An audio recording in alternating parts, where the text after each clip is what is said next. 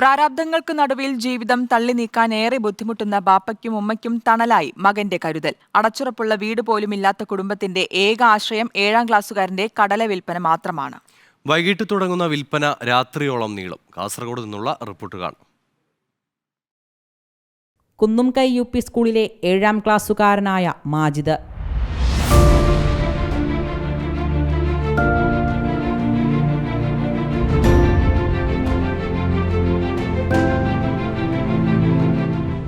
കടല വിൽപ്പനയിലൂടെയുള്ള ഇവന്റെ കഠിനാധ്വാനമാണ് വീട്ടിലെ അടുപ്പ് പുകയാൻ കാരണം. വർഷങ്ങൾക്ക് മുൻപ് ബാപ്പ രോഗബാധിതനായതോടെ ചുമതലകളെല്ലാം മാജിദ് ഏറ്റെടുത്തു. വൈകിട്ടാണ് വിൽപ്പനയെങ്കിലും രാവിലെ തന്നെ തയ്യാറെടുപ്പുകൾ തുടങ്ങും. പിന്നീട് സ്കൂളിലേക്ക്.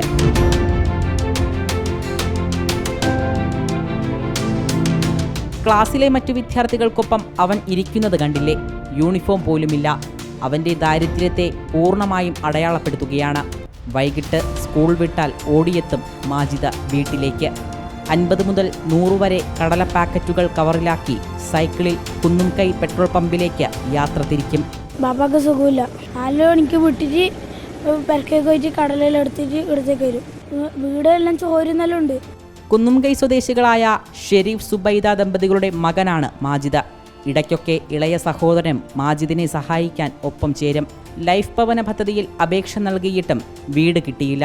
അടച്ചുറപ്പുള്ള ഒരു വീട്ടിൽ കഴിയണമെന്നാണ് മാജിദിന്റെ ഏറ്റവും വലിയ ആഗ്രഹം. അതിനുവേണ്ടിയുള്ള കഷ്ടപ്പാടുകൾ തുടരുകയാണ്.